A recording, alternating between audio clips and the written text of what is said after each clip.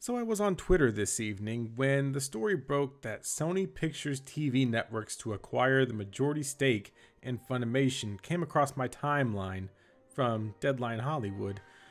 Naturally, I didn't know what to think or how to feel about it since Funimation, they license a lot of shows and sometimes they voice over them.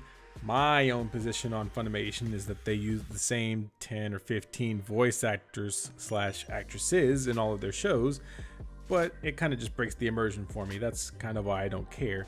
But first, the article reads, Sony Pictures Television Networks is increasing its footprint in the anime space with a deal to pay $143 million for 95% of Japanese anime distributor Funimation Productions.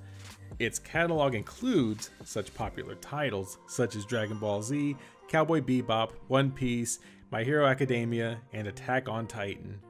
And those are all fine shows. The only one I really care about in there is Cowboy Bebop, but I know a lot of people really love their My Hero Academia. They really love that show. But moving on, he goes on to say the agreement that values the company at about $150 million is subject to regulatory approvals and other closing conditions. Funimation's CEO, Gen Fukunaga, will retain a minority stake in the business and remain in his post. Funimation licenses and distributes Japanese anime content in the US and operates the subscription streaming service Funimation Now. And just as a side note, I've used Funimation Now and it's fine. It has a pretty good catalog of shows to watch. I don't really care to watch most of them in English, but that's of difference. So anyways, it says the company also sells merchandise and DVDs through its website, as you do. And it says, around the world, Sony's networks have been major players in the anime space for nearly 2 decades, and in more recent years, we have rapidly increased our networks, over-the-top and digital offerings to consumers. With the acquisition of Funimation, the combined IP of Animax, Kids Station, and Funimation allows us to deliver the best anime to fans across all screens and platforms, said Andy Kaplan, president of Worldwide Networks at Sony Pictures Television.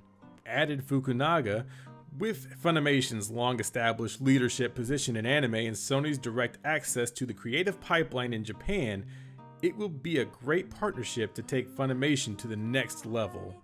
As far as it being a bad thing, Funimation does have the largest library between Sentai Filmworks and Viz Media, so it just would mean more of a monopolization on anime that gets licensed and brought over to America.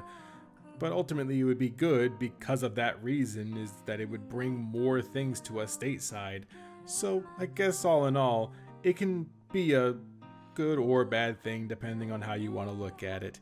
I, for one, just hope that they can bring quality content and hire more voice actors so that way they can at least immerse me in the show a little bit more. But that's a different rant for a different day.